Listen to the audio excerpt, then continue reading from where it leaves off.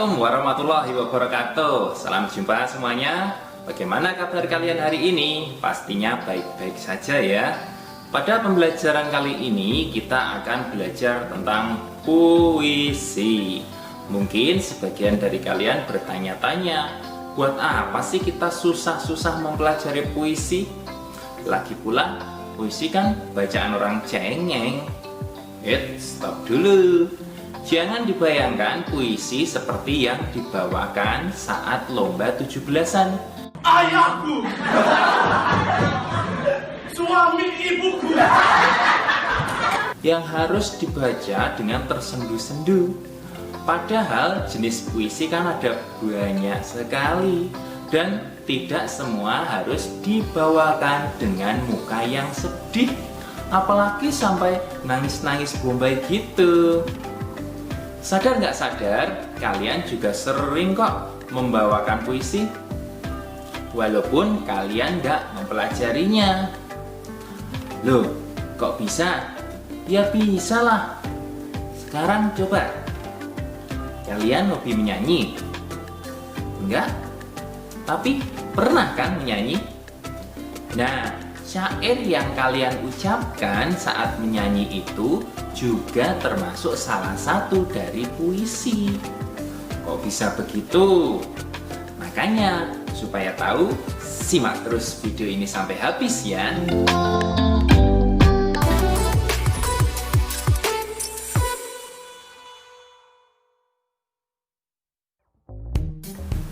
Untuk memahami apa itu puisi, pertama kalian harus tahu dulu apa pengertian dari puisi. Secara sederhana, yang dimaksud dengan puisi adalah sebuah tulisan hasil dari pemikiran seseorang yang ditulis dengan bahasa yang indah. Ya, semacam curhatan gitulah. Bedanya kalau puisi biasanya menggunakan bahasa kiasan. Apa itu bahasa kiasan? Bahasa kiasan itu maksudnya adalah kata atau kalimat perumpamaan. Misalnya nih, kalian mau menulis puisi dengan tema cita-cita. Taruhlah mau jadi pilot. Wah, belajar aja males mau jadi pilot. Kalimat aslinya begini: aku ingin jadi pilot karena aku ingin pergi keliling dunia. Nah, kalimat puisinya menjadi aku ingin jadi elang yang melesat di angkasa raya. Kan tidak ada tuh kata-kata pilotnya, tapi sebetulnya maknanya sama. Sampai di sini sudah paham belum? Nah, yang kedua, kita juga harus tahu jenis-jenis puisi. Jenis puisi ada dua, yaitu puisi lama dan puisi baru. Puisi lama adalah puisi yang dibuat oleh orang-orang terdahulu. Bahasa kerennya itu dibuat saat zaman old. Nah, sedangkan pengertiannya adalah puisi yang penulisannya masih terikat oleh aturan, seperti jumlah suku kata, jumlah baris, rima, dan irama. Untuk macam-macam contohnya bisa kalian simak pada catatan berikut ini.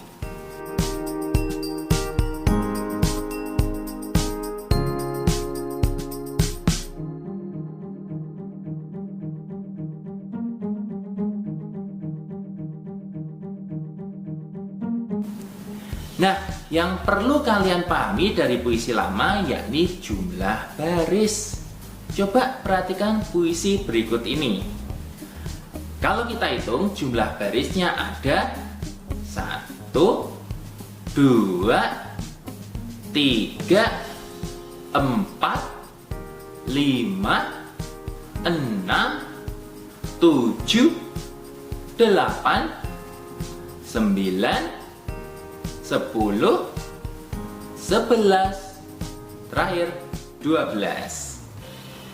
Nah, beberapa kelompok baris tersebut akan membentuk sebuah bait yang biasanya setiap bait itu dibatasi dengan jarak atau spasi.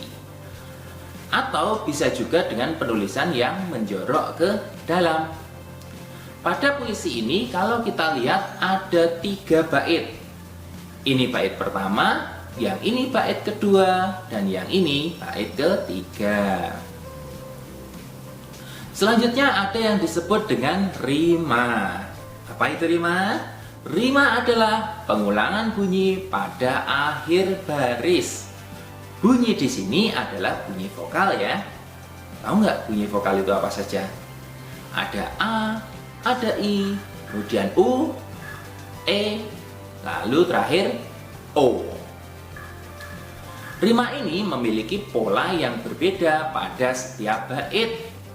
Coba perhatikan pada bait pertama, baris pertama. Bunyi vokalnya adalah I. Lalu baris kedua U, baris ketiga I lagi, dan baris keempat U.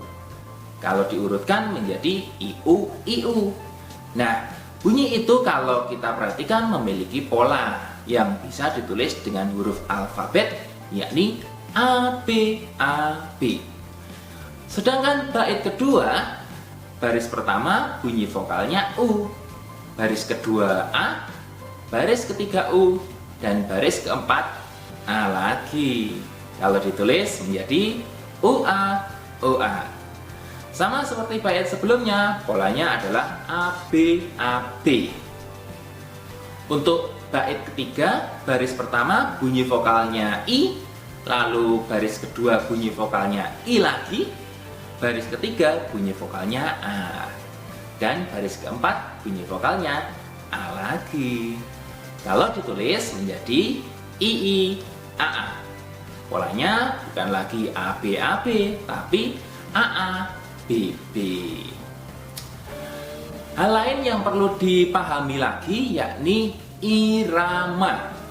Nah, disinilah letak perbedaannya ketika kita membaca biasa dengan membaca puisi.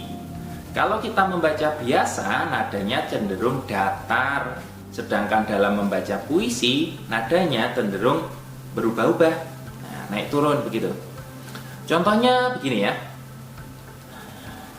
Suara indah alat musik, alunannya tenang mendayu, seakan selalu berbisik, aku selalu ada untukmu. Itu kalau dibaca biasa. Tapi kalau dibaca dengan irama, jadinya begini. Suara indah alat musik, alunannya tenang mendayu, seakan selalu berbisik, aku selalu ada untukmu. Itu tadi penjelasan tentang puisi lama. Nah, untuk puisi yang baru, kebalikan dari puisi lama, yakni puisi yang tidak terikat oleh aturan, kecuali satu yang sama, yakni irama.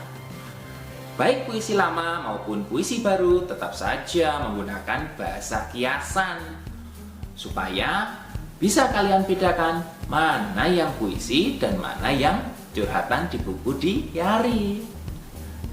Untuk contohnya apa saja? Kalian bisa simak catatan berikut ini.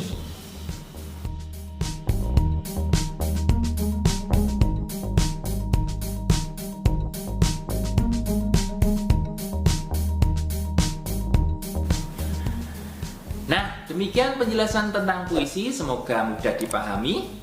Sekian untuk video kali ini, sampai ketemu di video-video selanjutnya, dan wassalamualaikum warahmatullahi wabarakatuh. Dadah.